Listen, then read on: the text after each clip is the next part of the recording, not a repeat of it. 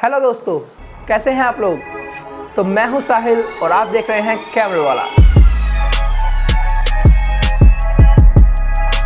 तो अगर आप भी फोटोग्राफी में अपना करियर बनाना चाहते हैं और आपको कैमरा के बारे में बिल्कुल भी नॉलेज नहीं है तो मेरे चैनल को अभी सब्सक्राइब कीजिए, क्योंकि हमारे चैनल पर कैमरा से रिलेटेड वीडियो ही मिलती हैं। तो फोटोग्राफी सीखने के लिए सबसे पहला और अहम स्टेप है स्टडी।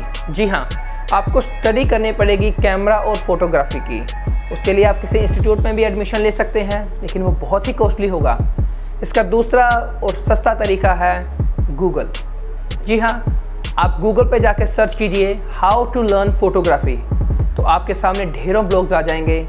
उनमें से आपको बहुत ही नॉलेज मिल जाएगी कैमरा के लिए। तो बात करते हैं कैमरा के बारे में। एज अ बिगनर अगर आप सोचते हैं कि आपको एक बहुत ही महंगा कैमरा लेना पड़ेगा या बहुत ही बड़ा कैमरा लेना पड़ेगा तभी आप एक अच्छे फोटोग्राफर बन पाएंगे, तो ऐसा बिल्कुल भी नहीं है।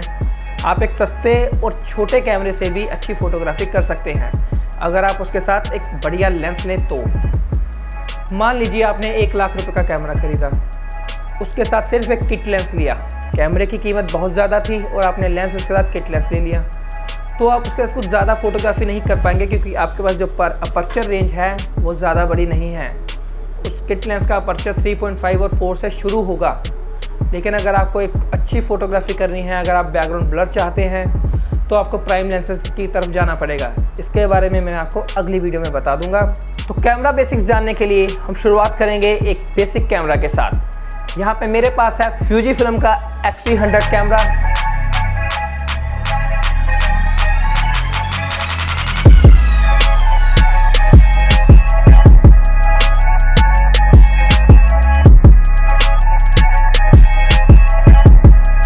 ये एक एंट्री लेवल कैमरा है और ये बहुत ही कम प्राइस में आपको मार्केट से मिल जाएगा।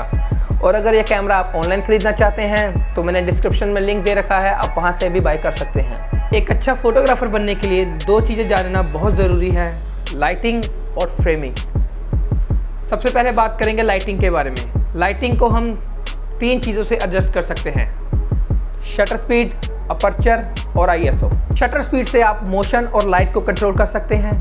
अपर्चर से आप डेप्थ ऑफ फील्ड और लाइट को कंट्रोल कर सकते हैं, और ISO से आप नॉइज़ और लाइट को कंट्रोल कर सकते हैं। मान लीजिए अगर आपको एक स्टिल शॉट, एक बढ़िया शॉट चाहिए जिसमें आपका जो सब्जेक्ट है वो बिल्कुल भी शेकी ना हो, या अगर आप हैंड हेल्ड शूट कर रहे हैं और अगर आपका कैमरा ज़रा सा भी हिलता है तो आपकी जो फ़ोटो है सारी शेकी हो जाएगी। लेकिन अगर आप चाहते हैं कि आपकी फ़ोटो शेकी ना हो तो आपको स्पीड कम से कम 1 और 125 चाहिए। आप अगर इससे कम की स्पीड पे शूट करेंगे तो आपकी फ़ोटो के शेकी होने के चांसेस ज़्यादा हैं।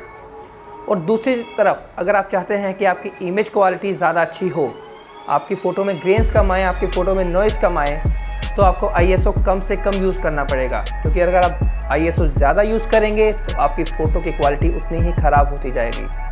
अगर आप बैकग्राउंड ब्लर वाली फ़ोटो क्लिक करना चाहते हैं तो आपको अपर्चर ज़्यादा बड़ा लगाना पड़ेगा। ज़्यादा बड़े से मेरा मतलब है जितना नंबर छोटा होगा, अपर्चर वैल्यू जितनी छोटी होगी उतना बड़ा नंबर। मान लीजिए आपका अपर्चर है 2.8, तो वो एक बड़ा अपर्चर है।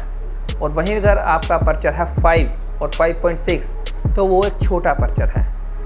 आप नंबर जितने बढ़ाते जाएंगे अपर्चर छोटा होता जाएगा, जितने नंबर घटाते जाएंगे अपर्चर उतना बड़ा होता जाएगा। आपको शटर स्पीड, ISO और अपर्चर, इन तीनों के बारे में पता चल ही गया होगा। आ जाते हैं कैमरा पे। कैमरा पे यहाँ पे हमारे पास ऊपर डायल है और डायल पे हमें सारे मोड दिए हुए हैं। ज़्यादातर बिगनर क्या करते हैं, जब कैमरा लेते हैं तो उसको ऑटो पे यूज़ करते हैं। ऑटो पे फ्लैश, अपर्चर, शटर स्पीड और ISO ये आपके कंट्रोल में नहीं होता है, कैमरा खुद से सेट करता है। मान लीजिए अगर आपको एक फ़ोटो क्लिक करनी है और वहाँ पे आपको फ्लैश की ज़रूरत नहीं है तो भी कैमरा वहाँ पे फ्लैश फायर कर देगा और आपकी फ़ोटो ख़राब हो जाएगी। तो यहाँ पे आपको ये मोड यूज़ करने हैं। यहाँ पे आपको सबसे पहले मोड पे लेके जाता हूँ M का मतलब है मैनुअल। मैनुअल पे shutter speed, aperture, ISO, flash mode ये सब आपके कंट्रोल में रहेंगे। आपको जो भी सेटिंग चाहिए आप खुद से कर सकते हैं, जैसा कि मैंने बताया।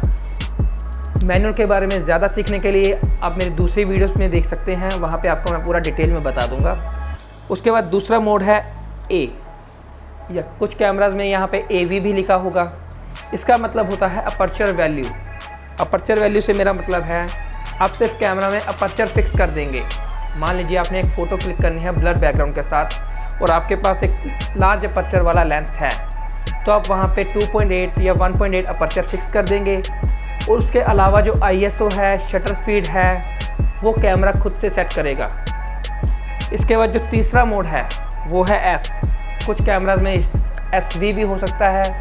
इसका मतलब है शटर वैल्यू या शटर प्रायोरिटी। इसमें आप शटर की स्पीड फिक्स कर देंगे। मान लीजिए आपने एक चलती हुई गाड़ी की फ़ोटो क्लिक करनी है या एक भागते हुए आदमी की फ़ोटो क्लिक करनी है तो उसके लिए आपको शटर स्पीड ज़्यादा चाहिए होगी। अगर आप अपर्चर वैल्यू या मैनुअल पे क्लिक करते हैं और शटर स्पीड कम रखेंगे तो आपका सब्जेक्ट मोशन में हो जाएगा, शेकी हो जाएगा। उसके लिए अगर आप शटर प्रायोरिटी चूज़ करते हैं तो आप ज़्यादा शटर स्पीड रख कर फ़ोटो क्लिक कर सकते हैं और अपर्चर और ISO कैमरा खुद से डिसाइड कर लेगा। इसके बाद है प्रोग्राम P है प्रोग्राम। यहाँ पे आप फ्लैश को कंट्रोल कर सकते हैं, फायर करना है या नहीं करना। उसके अलावा जो भी सेटिंग्स हैं कैमरा की, अपर्चर, शटर स्पीड और ISO, वो कैमरा खुद से ही सेट करेगा। तो ये थी फोटोग्राफी से रिलेटेड बेसिक सेटिंग्स। इसके अलावा अगर आपको मैनुअल के बारे में जानना है, प्राइम लेंसेज के बारे में जानना चाहते हैं तो मेरे चैनल को सब्सक्राइब कीजिए। इससे रिलेटेड वीडियो आपको जल्दी ही मेरे चैनल पर मिल जाएंगी। तब तक के लिए सायोनारा।